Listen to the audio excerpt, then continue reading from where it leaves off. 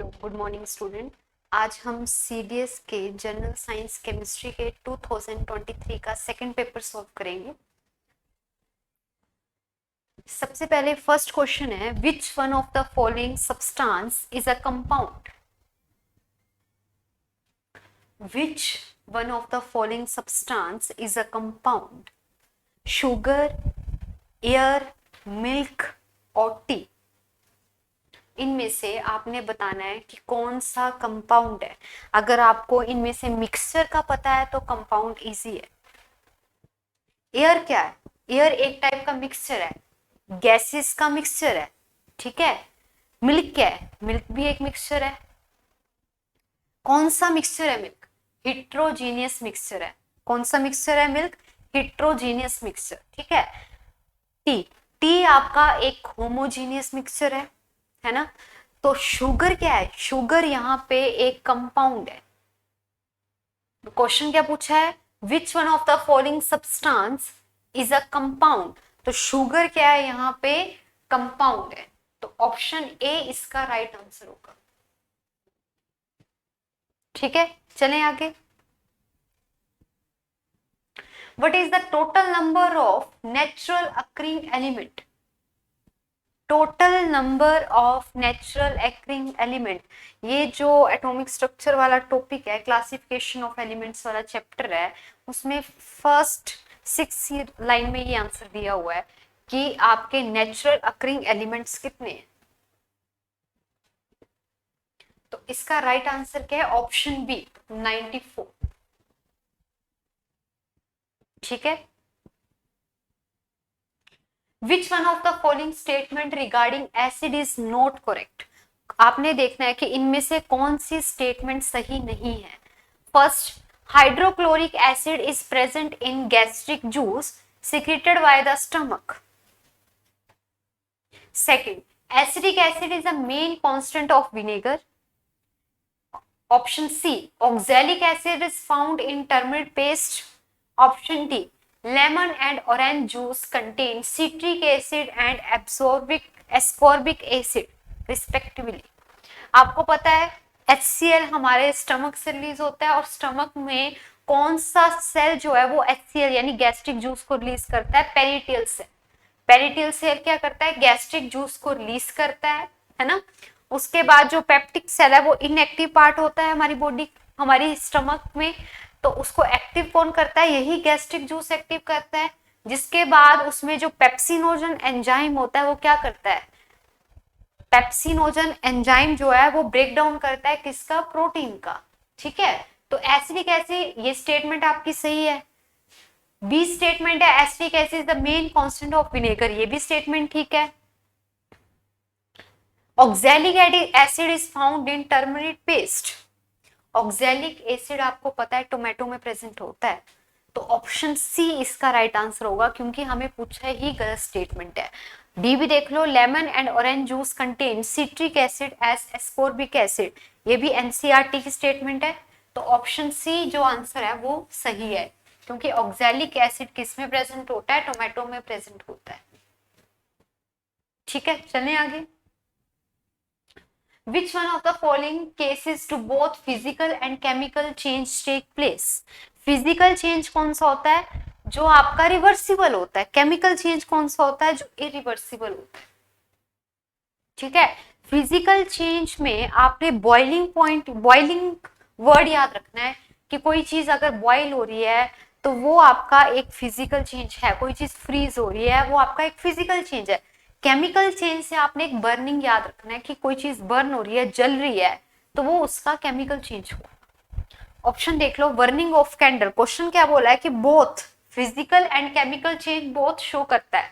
Burning of candle, freezing of water, cooking of food या rusting of iron.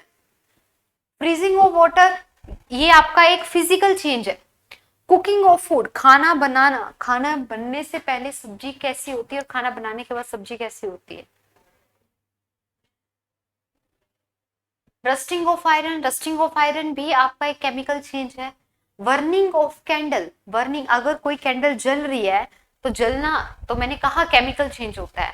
अब जब candle जल रही है उसके साथ साथ जो मोम पिघलता है, जो मोम पिघलता है वो क्या है, फिजिकल चेंज है। तो बर्निंग ऑफ कैंडल इसका राइट आंसर होगा, क्योंकि बहुत फिजिकल एंड केमिकल चेंज के बारे में पूछा है। तो जब मोमबत्ती जलती है साथ साथ में जो मोमबत्ती है वो पिघलती भी है, तो वो उसका फिजिकल चेंज है और जलना उसका केमिकल चेंज है। तो ऑप्शन ए इसका राइट आंसर। ठीक है, चलें आगे। Which one of the following statement is correct about diamond and graphite? Diamond and graphite के लिए आपने करेक्ट स्टेटमेंट चूज करनी है। Diamond and graphite have similar physical and chemical property. ये स्टेटमेंट तो गलत है। डायमंड आपको पता है हार्ड होता है, ग्रेफाइट सॉफ्ट होता है, तो उसकी फिजिकल केमिकल प्रॉपर्टी कैसे हो सकती है सेम।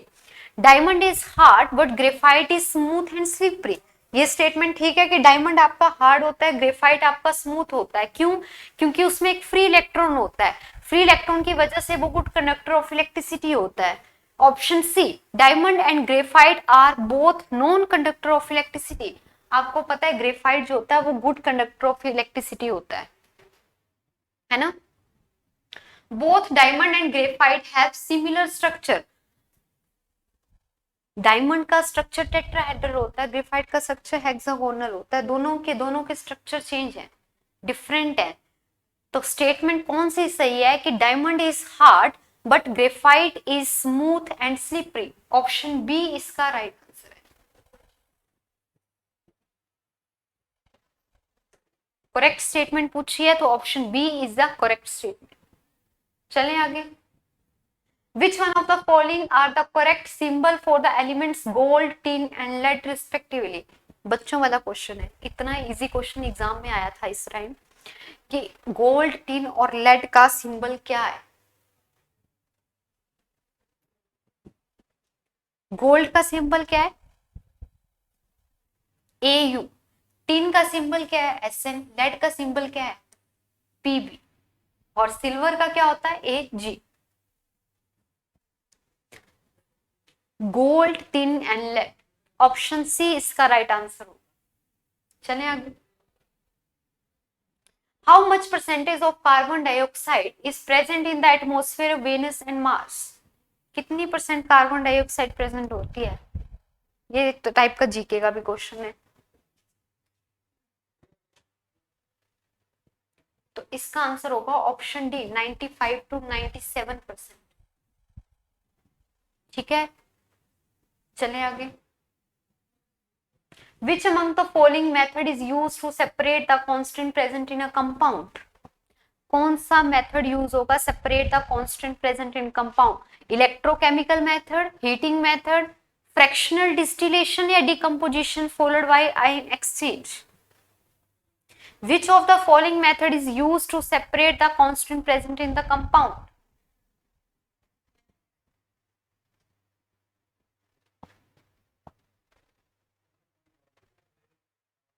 तो इसका राइट आंसर है option C, fractional distillation. Fractional distillation इसका राइट आंसर। ठीक है, चले आगे।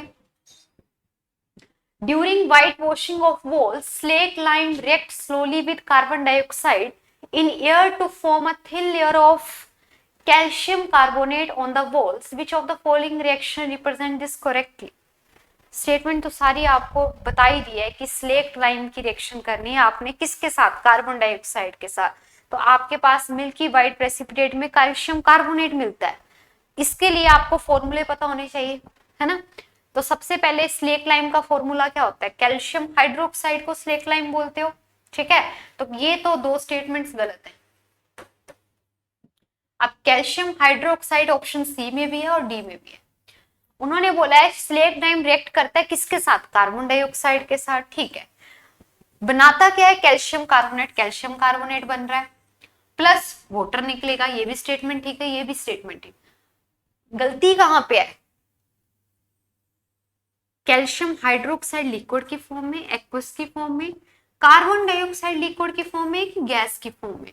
Slate lime react with solvent slowly with carbon dioxide in air, तो ये किसकी फॉर्म में होगी? गैसेस की फॉर्म में। तो ऑप्शन डी इसका राइट आंसर होगा कि स्लेट लाइम की रिएक्शन जब तुम कार्बन डाइऑक्साइड गैस के साथ करते हो तो कैल्शियम कार्बोनेट प्लस वाटर बनता है ना। और आगे रिएक्शन क्या होती थी इसकी फर्दर कि अगर एस में एक्सेस अमाउंट में कार्बन डाइऑक्साइड को पास करते हो तो क्या बनता है, अगर एक्सेस अमाउंट में कार्बन डाइऑक्साइड पास की जाती है, क्यों करी जाती है कि इसके मिल्की पार्ट को रिमूव किया जाए, तो प्रोडक्ट क्या बनता है, कैल्शियम बाइकार्बोनेट, कैल्शियम बाइकार्बोनेट। ठीक है, which one of the following equation is the balanced chemical equation for this reaction? Simple सा क्वेश्चन, बैलेंस करने को है, 10th बैलेंस करना है इक्वेशन को। पहले में देखो 3 आयरन है तो यहाँ पे तो है ही नहीं, ये स्टेटमेंट गलत है। यहाँ पे 3 आयरन है, चलो ठीक है, ऑक्सीजन 4 कहां से आई, यहाँ पे तो बैलेंस बन ही नहीं रहा। 3 आयरन है, 3 आयरन यहाँ पे यूज हो गए, वाटर 4 है यहाँ पे यूज हो रहे हैं, 6 हाइड्रोजन है, 6 हाइड्रोजन है, ये कंप्लीट रिएक्शन है। 3 आयरन है, 3 आयरन है, 4 ऑक्सीजन है, 4 ऑक्सीजन है, पर यहाँ पे 6 हाइड्रोजन और यहाँ पे कितने दिए हुए हैं, 2 हाइड्रोजन। तो ऑप्शन सी इसका राइट आंसर है। बैलेंस करनी थी इक्वेशन तो option C is a correct answer. ठीक है, तो ये थे आज के क्वेश्चन। आई होप आप सभी को समझ आए हो। मिलते हैं नेक्स्ट वीडियो में। Thank you.